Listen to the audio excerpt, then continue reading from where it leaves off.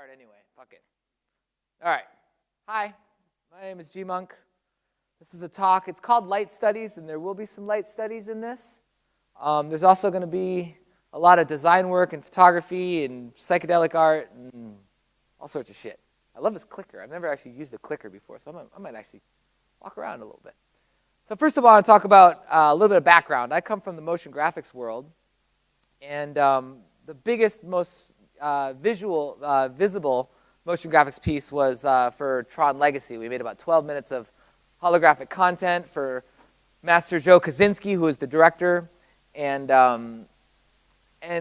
what I learned most about, I'm not going to dwell on this, this is done in like 2010, 2011, but what I learned about this is I went from like hardcore motion graphics into like a visual effects facility. So I was dropped into digital domain with a team of 5 people, and we were in charge of making about 12 minutes of holographic content, projections off of discs and et cetera. And we did some kind of experimental executions. We got an open frameworks programmer in, and he made us these apps, and we would, it allowed us to kind of iterate in a weird way with sliders and just kind of like rendering these things that then got put into the film, and it was very inspiring for us to have this, have these tools at our disposal. And another thing, so that was kind of my first exposure in like working with a code artist and like working with really hardcore code artists who really, it was really helpful. And you can kind of see here, like we had an app for fireworks and this thing called the contour heart. And then we would give that to the Houdini artists at Digital Domain, who would then transfer it over and then render it through their pipeline. And one thing I learned, and probably the most important thing I learned here, was how to make motion graphics exist in a visual effects pipeline where like camera optics were applied to it. Depth of field, motion blur, just like getting it to look photographic, because everything in the visual effects world, everything has to look like it's photographed, like it's photographic. And Joe, probably one of the most visionary directors out there today, was just amazing to learn from him and just watch him every day in dailies, review shots and kind of adjust camera parameters, etc. And then I went on to go and do more work with Joe on a film called Oblivion. And this was all about graphics existing on surfaces on screens of a spaceship and on tables in the Sky Tower. And what I learned about this was just lots of like graphic playback and sequencing, but also kind of what things look like when they're shot through camera. It has a whole different thing, because all of your like really, really subtle like differentiations of tones kind of overexposed when they're shot through a camera. So it just taught me kind of how to design for the camera and how to like not be too precious about things. Everything gets a little bit more soft. There's depth of field applied, etc. But you can kind of get an idea here. This is like kind of hardcore stoner grid language. And here's kind of an idea of what it looks like when it's shot through a camera. This is Claudio Miranda shot this, who's an Oscar-winning cinematographer, very, very talented. And we also did a spaceship, and it was kind of like an exercise in usability. We had to kind of make this thing actually work and be representational of kind of like helicopter attack modes, etc.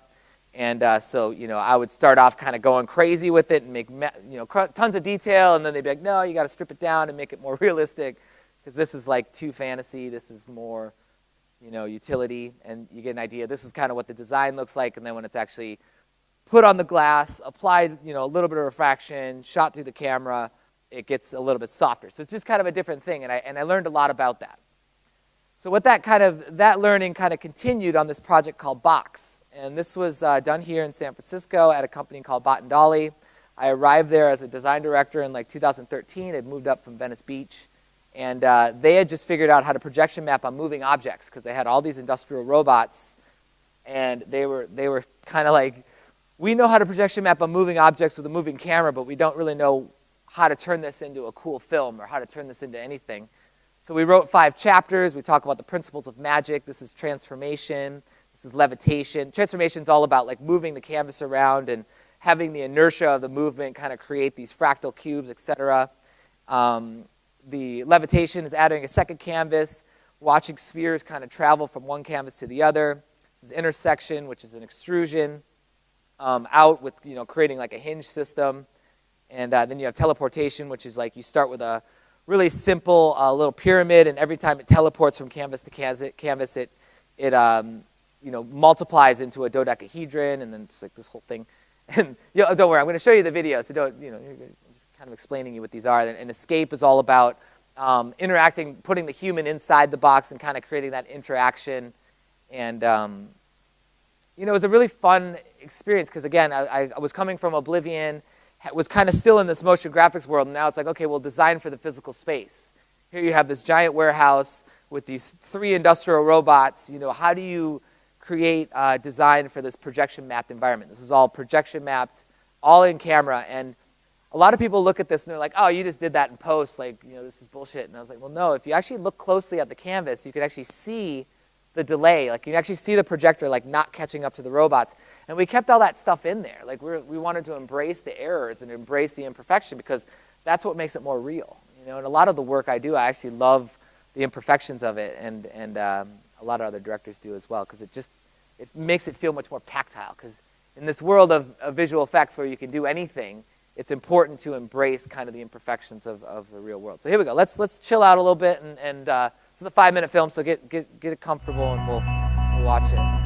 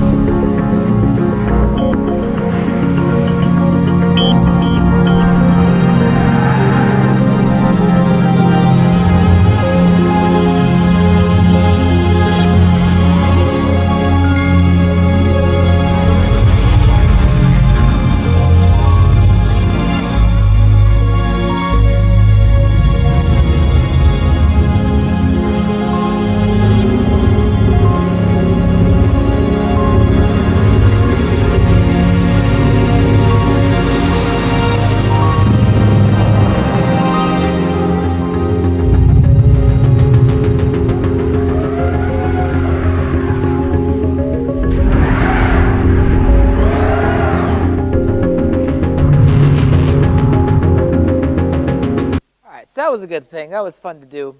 I want to talk about the process of this. And this is really, really fun for me because, first of all, I love the style. I love the op art, black and white, film noir. You know, just that style was really inspiring. But also just the just working in the practical space. There were so many tricks that we did to make it feel more physical. It was all about making it feel physical. I mean, even though it was like we wanted the camera work to look like you just walked into the room and you were just kind of filming it on your iPhone. That's why there's like so many, you know, pans and sweeps to it. Also, we just wanted to play up the depth. It's an illusion. Like, projection mapping is an illusion. So we wanted to, it was all about creating this volume where there wasn't. Those are just flat canvases. And, we put a projector on the ceiling. So in the later acts, we wanted to project on the floor and introduce a new surface. And then getting the guy in the screens was a bit of a thing. And I'm going to show you the process video. And if we could, if we could mute this. Can we mute this? Can you guys mute this? Is it playing? It's not playing. Let's see if I go back. There we go.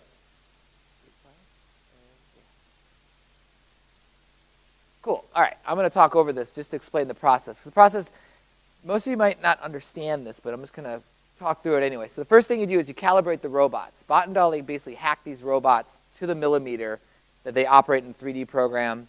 So here's all just kind of like calibrating the robots, getting them to understand the world space of the studio. We made custom canvases with like high contrast special paint applied. And then in Maya, we do all the robot moves. And we do them with lighter canvases so we're not breaking anything. And we just kind of figure out what the robots are doing with the canvases. We test them, we test the speed, make sure it's not going too fast, etc. Then it was like motion graphics time, doing Houdini, Cinema 4D, and Maya, just making all sorts of motion graphics. We have the previs to work with, and we're just kind of figuring out what's going on. We have two different modes. We have a shaded and an inverted mode. We put LEDs on the back of the canvases, so when we were in that inverted mode, it actually released light off the back, which kind of just gave it a little bit more physicality. And then the most important part is this, doing the camera work. So we put a motion capture environment, and we put motion capture sensors on a Steadicam with the camera, handheld, just kind of doing the iPhone moves, and then we ported that to a third robot. And that's what kind of gives it its life. If we wouldn't have the moving camera, it just wouldn't be the same. It's just not the same. And most projection mapping projects are just static camera, and it just doesn't have the life. So because we had this moving camera on a third robot, because all the robots are talking to each other, they understand the space, it came to life in a way that we all were really inspired by. There you got some floor projection from the ceiling. It's all mainly done in Touch Designer. This is us getting the character in the box. It's basically a reprojection. So we film him on our very, very high-tech green screen stage here, filming him with the robot, and he's just kind of, we wanted to create that interactive lighting on his clothes, so we had this like really ghetto set. I mean, all of it is just so, it's just so run and gun, but that's kind of the beauty of it. And then we put that we reprojected that onto the canvases with the camera move intact, and then we were good to go. And that was a fun one. So now for something completely different. Coming from the motion graphics world, I went into this physical, after Box, I was like all in camera guy for years, probably 2 years. Everything was practical, everything was in camera. And last year I did an Audi commercial, and it was, of course, when I proposed it to them, I was all in camera. I wanted to create this infinity. It's like if artificial intelligence could dream, visualize that dream. What would it dream about? Well, of course, it would dream about the new Audi A5, of course. If it could dream about anything, it would dream about the new Audi A5. That would be the first thing it's thinking about. But it's like visualize that dream. So, when I proposed the pitch, I wanted to do an infinity room with all these LEDs and lasers that would actually talk to you, and and you would just see these things that it was visualizing in this like practical mirror world. And they're like, no, we want to do CG. And I was like, all right, well, so we went on like a 4.5 month like CG post thing. But you can kind of see from the first 3 projects I showed you, like the things that I learned about in-camera effects and making it photographic kind of apply to this. It's all very like, I really wanted to have like shallow depth of field and like tons of out of focus elements everywhere, and it's kind of in this like really beautiful like data world. So let's take a look. Let's watch it. Oh, shit, I'm really bad at this clicker.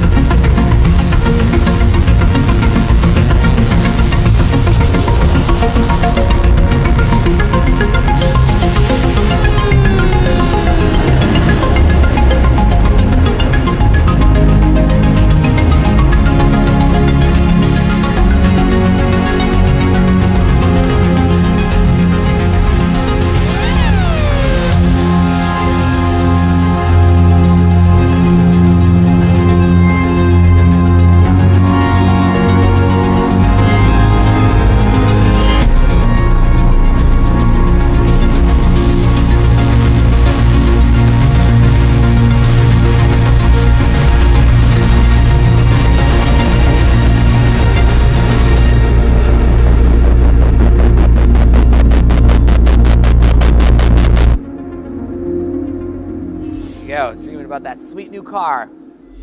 Computer. So this one was fun. You know, this was shot in Slovenia of all places. That's Rock Vihar, our Slovenian actor. He was awesome. He was really fun.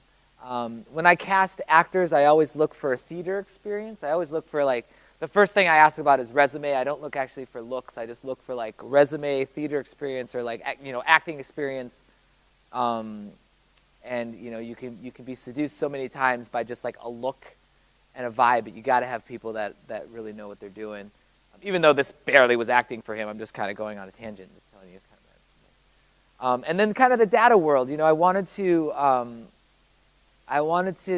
kind of, it was all about like really shallow depth of field, and I wanted to make the CG feel like it was shot anamorphic. And what that means is, when out of focus elements, they're called bokeh or bokeh if you want to pronounce it like Japanese. And they're usually circular out of focus elements, and when you shoot with anamorphic, they're actually oval. They're not circular, they're oval. And so I wanted to actually take this anamorphic approach into CG, which was really fun for us, and created like this custom sprite for all the out of focus bokeh. And you know, we had Mr. Wolfie in there, and he was like this fiber optic wolf, and got to play with fur, and you know, this is all good times. And the kind of a LiDAR car and this light tunnel, you can kind of see like it's kind of like a Tron-y kind of thing. And then, you know, the shoot, we shot this in the northern part of Croatia. This is a viaduct, a very famous viaduct, and we took a drone out there, and you know, got some drone action of the car, and then shot it with a Russian arm as well. It was fun. And you know, I wanted to complete the story where he comes back to the server room and sees it actually dreaming, and I just you know, all the lights, and this is all done in CG. We actually just took footage of the room and just recreated the whole thing in CG to get all the reflections. And this was kind of like me attempting to get my infinity room, you know, in the thing, because I wanted all the mirrors and all the reflections and such. So I was quite happy to get this in, and that made me happy. Another project called Acura Mood Roads. This was a kind of a driving simulation driven by your thoughts. And so we put an emotive headset on the participants. This is at Sundance this year. And you know, in Acura's like big pavilion on the main street. And they had, it was cool because we got to work with a motion sphere. So, you know, it's kind of like a ride simulation where this motion sphere tosses and turns you. So like, you know, you're dipping down the road, and this thing's like, you know, taking you everywhere. And the music and the projections all in the sphere. And for this one, I just kind of wanted to create a little game engine. You know, we did this in Unity, and I wanted to create kind of like a reward system. So you, each level is kind of connected by this mirror portal, and it's looking at your mood. And so if you're excited, the road becomes more excited and more meandering, and there's more toss and turns. If you're more concentrated, the colors change, and your mood, it reflects your mood. And it was really, really interesting to watch how people's input would affect our design. Because we basically gave them one design, and then we said, this is the design, and then gave them all these different color options, and no ride was the same. You know, like every ride was completely different, because all these different permutations of their mood affected color, speed, the shape of the road, the objects around the road, and how the road pulses, how it came to life, what the terrain was doing. We put all these variables in, like sometimes the mountains would melt, or the, you know, different things would grow based on, you know, how excited and attentive you were. So it's a very interesting project to work that way. You know, usually I work in like pre-rendered situations, and this one was like, this is sort of what it should look like, and then let's just see kind of what happens. So here's a little documentation of that.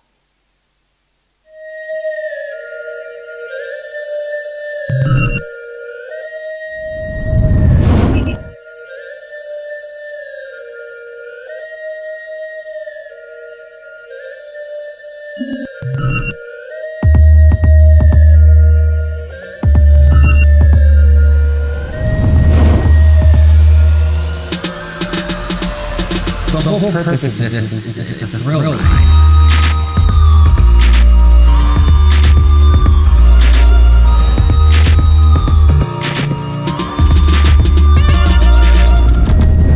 Pairing music with design is the perfect way to get an emotional response out of somebody. And your input into the roads control how dynamic these roads are. So the more excitement you bring to it, more anticipation, more focus, more dynamic and exciting your driving experience is going to be.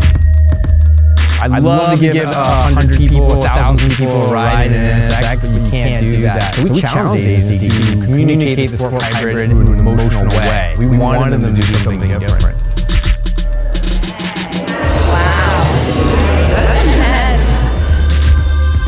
My emotions, my feelings in the simulation was super calming. If I wanted to relax, I could go there for longer. It was always a little scary when you were working on something that no one's done before. And this is a really unique project for Acura. I've never done a project like this before where it's such a personal experience. You'll render a VR experience and look at all these different directions, but no experience is really looking into your thoughts. So we have different, starting off simple and kind of, it's all about parallax and driving and kind of everything moving by you. An example of like what happens when your energy level and your attentiveness is at its peak. For instance, in level 1, the mountains would start to kind of melt and things would kind of, like metabolic kind of world would start to kind of melt. And based on your mood, different bridges would form. These are all like concept renders. So this obviously wasn't, doing this in Unity was a little bit more challenging. But you always want to kind of go big with your concept art and then see how much you can get in the real-time engine is my motto with it. But just kind of we made some pretty bold things. I just wanted to kind of look at all the different kind of worlds we wanted to create, very science fiction. But then there's kind of like these beautiful, Star Trek-y mountains with the sun pouring through and nighttime and gates. And one of my designers had just seen Doctor Strange, so he was going crazy with Doctor Strange Speed Racer worlds, and we had a lot of fun. And it was a really interesting experience for me, because it was like you have like a really strict design language that you just kind of have to let go of in a lot of ways, because you don't really know what inputs are going to come in, and it's you get wild color combinations sometimes and that are really unexpected. And I think that was when you're working in experiential, there's a lot of variables that you can't control, and I actually love that. I mean, you can control them, but there's so many unexpected results that I think that's what actually makes experiential work the most fun. You're always surprised by how people will use something or how they react to something, what the inputs are, and it's just a really fun way to get your work off the screen and affect people in different ways. Another client project called The Chamber. This was actually sponsored by Samsung for the Connected series in 2015, and the challenge for me was to create a narrative. I wanted to really get into narrative and tell a story. And this is about it's about how technology connects us. And I created this entity called The Chamber, which represents it's a giant 18-foot cylinder. It's an 18-foot wide cylinder of just LED panels, and what it represents is our screens. It represents the screen. So like we communicate via a laptop screen or a television screen or our iPhone screen. So the screen actually represented the technology. And when he goes into the chamber kind of shows him different parts of his life when he was kind of disconnected back when he was a child, and there's like this old TV screen in the back, and it kind of just everything's antiquated, and all of his avatars are in these beds, and he can't really reach them because they're under this this covering. And then the present is him evolving into a man, and he sees his avatars in this mirror scene. And I was obsessed with this one shot. I was obsessed with this one shot where I just wanted to have somebody at the bathroom sink look up into a mirror and have his face like mirrored, his eye line kind of mirrored 5 different times, and in each of the reflections are these little like kind of replicant eyes that represent, his Facebook presence, his website, his Twitter identity, and it's just basically how we create our avatars. Like, I'm here because I created an avatar called GMUNK, and GMUNK lives on the internet, and GMUNK's not necessarily a real thing. My name's Bradley. I'm GMUNK's something I made up using technology to connect with all of you. So that's kind of what the film's about. And it's 9.5 minutes long, and I can't show you the whole thing because there's a lot more stuff I need to show you. But it was a fun thing because it allowed us to just kind of play. Here's the orphanage scene when he's younger. It allowed us to play with a lot of different techniques that we were really interested in. And here's my mirror. Here's my bathroom scene with, we basically broke a mirror by hand and then attached it to foam core and bent it so we could control kind of where the reflections were. There's my shot right there. I just was always thinking about this shot. And then another thing I wanted to do is I wanted to shoot underwater.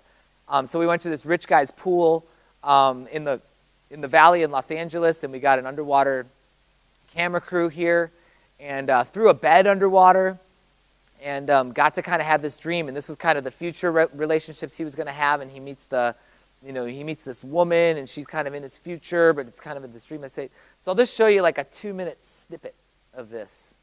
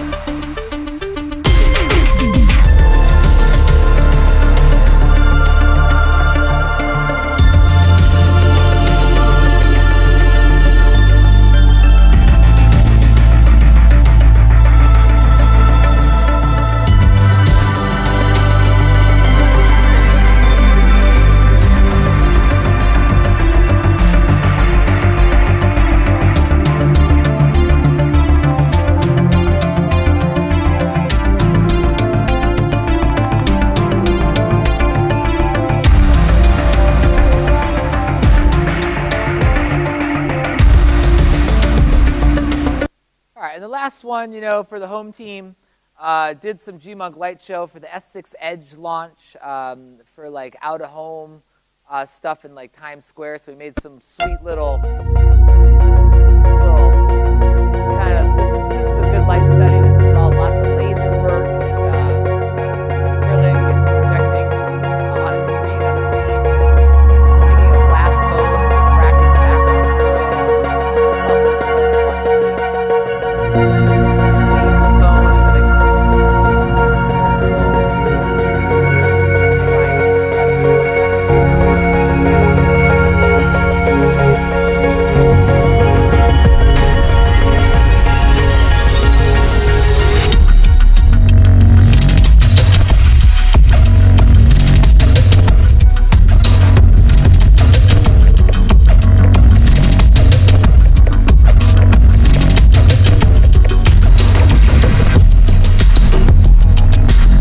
Best part of that was blasting the phone with lasers. It actually made an amazing streak filter. So we got really interesting. We used some Vantage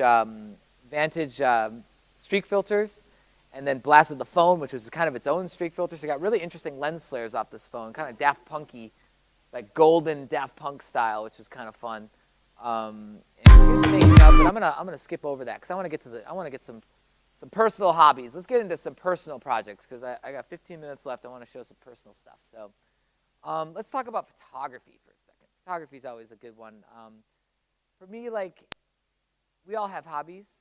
We all have hobbies. And for me, photography is a hobby that I can use to become a better director. And so this was kind of like early days iPhoning patterns. Like I would just shoot, blank slide. I shoot iPhone patterns. And I was just obsessed with just finding things out, lots of lights and sculptures and, concerts. And it was mostly like shooting shiny things. And this is like, I think like some sort of curtain of some sort. And just like finding design and symmetry in photography, which was really fun for me. And then I said, let's get a real camera. Let's get myself, I got a Fujifilm X-T1 at the time. And I said, I want to do some real photography. So I got super into this a couple years ago and just, same kind of thing. Started off shooting, the usual kind of lighty, streaky stuff. And then said, well, maybe I should go shoot some real stuff, like normal stuff. So I was like, I'll go to Naples and find some stuff there. Mexico City, find some stuff there. And, you can kind of tell that my eye is always drawn to like symmetries and repetition and recursion and just, and then I was like, all right, we'll stop doing that. Let's go shoot some landscapes. Let's go to Iceland. We'll shoot some landscapes and some geysers and some waterfalls and some fog and some Burning Mans, this is Burning Man 2015. You know, you guys been to Burning Man? Any of you guys? Burning Man? We're all San Francisco. This is easy to go to Burning Man. And then, you know, the most important thing is, like, this is a hobby, and the most important thing I want to see in a hobby is improvement. Like, I want to, you know, start by building, like, the most basic Lego structure, and then I want to advance to, like, the most complicated, like anything. So the most important thing for me is, like, I like to see improvement in things. So I like to go to the same place. This is Burning Man this year, and I just want to, like, see that, like, my photos have gotten better. They've gotten, like, they're better exposed. There's just more an awareness of it. And, you know, and just the evolution. This is Iceland from this year. I was just in Iceland early August. I went for 10 days with 2 other photographers and, you know, rented a medium format camera, shot out of helicopters. Like, that's a glacier. That's a Decepticon glacier, which is fun. And, you know, shot craters and caves. And, you know, this is a place called Langerfall. And Langerfall is like a living geyser steam bath place. And, you know, more helicopter shots. And it was just, you know, there you go. There's some more glacier and glacial ice. And this is all hobby stuff. Like, this is just, that's some rivers from a helicopter. You know, this is just like fun times. This is fun times. This is just for the love, just hobby stuff. These things are like 9K images. They're all medium format, big boys. And then, you know, then we got into little infraMUNK photography, infrared photography, and this was a bit funky. I bought a XT1 from a German guy who was testing it. And, you know, I started shooting and testing, and everything was not working. And then I talked to some cinematographer friends, like, no, you got to go with uncoated lenses. So there's like a vintage Nikon lens from the 80s on there with the infrared filter. So it's basically, the camera sees full spectrum. It sees ultraviolet and infrared, and the visible spectrum's in the middle. And the filter just says only see infrared. And so what that does is things start looking a little funky. And it's cool because it's like, your photos are like in the design world. The palettes are very limited, and everything is kind of, it's like you 2-tone, 3-tone. This is Tracy Arm Fjord in Alaska in infrared. So you kind of shoot it, and it kind of looks like this, but then you can swap the red and blue channels, and it looks like this. And I was having a lot of fun with this. I was into this. I was having a lot of fun because it's just like something unique, something different. I love the way, like, you know, that's like fog. That's like the red, the orange kind of clouds in there. That's just like low-lying mountain fog. You know, that's a channel swap, so it turns white. But, you know, this is really interesting stuff to me. I was like, this is the ocean. This is the infrared ocean. I have 10 minutes left. Everyone, how you guys feeling? You good? You bored? You guys are good? Okay, I'm going to show you more infrared ocean then. This is infrared ocean. Straight up golden shower right there. This is Zion National Park, and for me, like, a lot of people who do landscape photography, they just shoot wide angle, boom, take it all in. For me, I like long lenses. I like telephoto lenses. I like getting in there and finding detail. You could kind of tell even from the early Oblivion and Tron work. I'm a detail guy. I like detail. So like my photography is all about, like, I like getting in there and getting in there and getting some detail going on. Makes me happy. So I'm not like a wide angle, like epic landscape guy. I'm more of like a, you know, go tell. This is in Barcelona. It's a gondola, or a, you know, what do you guys call it? Gondola, right? Is it gondola? Trolley? No. Car, whatever. Elevated thing. Yep. This is about Bulgaria, things, Morocco's, and hey, look at that. Infrared birch trees in Park City. Bet you've never seen that before. I was pretty excited about this because I love the contrast between the white and the snow. Like, the snow emits no heat whatsoever. It's just ice cold. It's just a white chunk no matter what you do. You know, it's just usually when I discover a hobby, I just like go so deep into it. So I'm like still kind of finding my way with this stuff, going all over the place and bringing my cameras and just, you know, this is in Morocco, and I'm kind of like, my next thing with this is going underwater with it with some UV lights and just kind of seeing what that looks like. Like, we don't really know yet. That's some Iceland InfraMunk. So that's what it looks like out of the camera, and then you do the channel swap. And for this one, I was kind of really going with like really dramatic contrast, like really bold contrast on it, and getting really beautiful, you know, a little lake and some geysers and so much stuff, dude. Maybe I put too many slides in here. All right, you guys get it. This is I'm going to talk about the Lightroom thing, but I'm just going to pass that up because I want to get into some psychedelic design. For the last 8 minutes, let's just get into psychedelic stuff. Basically, it's a channel swap. That's what. On the left, that's what it looks like raw, and you boost it. You know, you boost it, but then you can also channel swap. So that's raw photo, and then you channel swap it. So raw photo, channel swap. People look interesting in infrared. They look like crack addicts. That's my producer in London, Jo Bjerton, paying her parking meter, looking like a total crack addict, and I love this photo of her. Sorry, Joe. And subdivision. This is like my other hobby is geometries, and a lot of you designers, we all love geometry. So you know, I'm always in search of like the perfect geo, as are you. We are in search of the perfect geo. So I collaborated with my friend Marcin Ignac, who made me a WebGL app, and we were like creating like really beautiful subdivisions that we would export OBJs into Maya and do this kind of stuff. You know, like lots of this, and then I got a little bit more sophisticated I started using a plugin for Maya called Mash, which would allow you to create voxel volumes, which we make kind of like, this is like DMT world.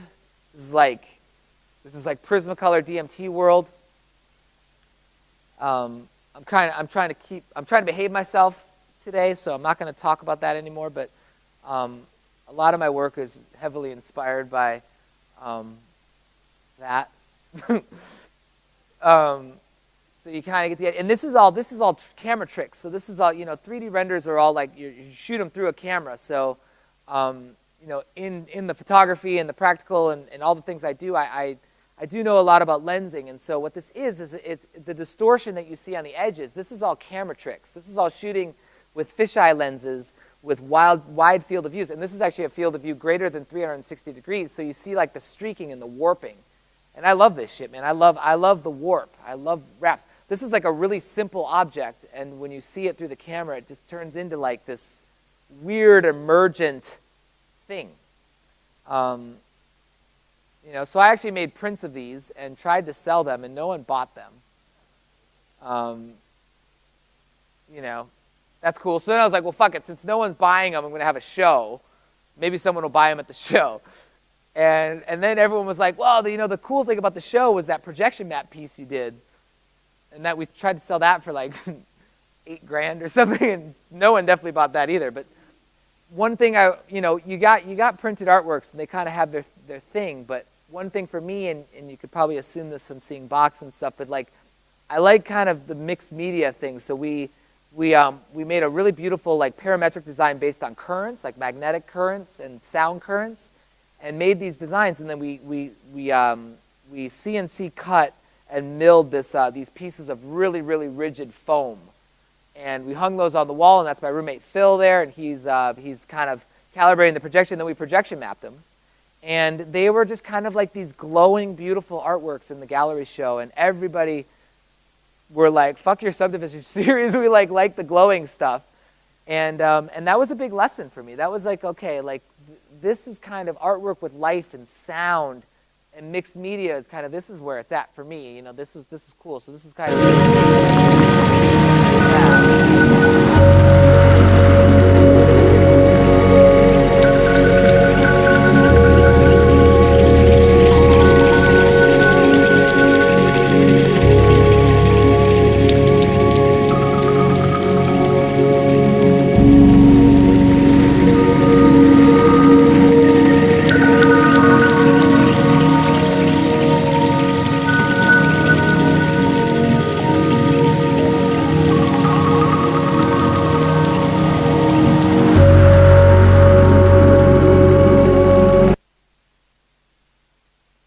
shit, there's one more. Fuck. All right, Orbis Integra. This one was kind of awesome.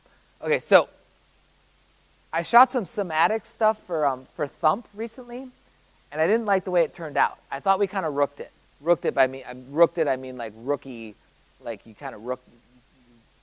We didn't do very good on it. We kind of rooked it. And so I really wanted another shot at this. And so what we did is we upgraded our cymatics, we updated our oscillator, and we wanted to shoot everything phantom, 1,000 frames a second, really, really, really, really high speed, and just do these, and just capture, like, you know, when you run an oscillator, it's like, and then things just go, and then you don't, and it's like in a half a second, they're just like, and it just spazzes, and then everything just is destroyed. And it kind of looks like that. But when you film it at 1,000 frames a second, it turns into like a 15-second statement on just like all sorts of goodness. So this is kind of what it looks like. And we had this little special probe lens, and this is Dr. Picard, one of my favorite cinematographers. And Dr. Picard's like the mad scientist, and he rolls in there, and he's like, we should do this and this and this and this, you know. And it was like really hot, because imagine we're stopped down to like an f/22 to get as much depth of field on a macro lens as we can. And then shooting at 1,000 frames a second. So the amount of light that we needed on this was just like, it was so hot. It was so hot. And we shot this all 4K, and we did bubbles. We heated bubbles to get like this really beautiful kind of macro interplanetary surface stuff.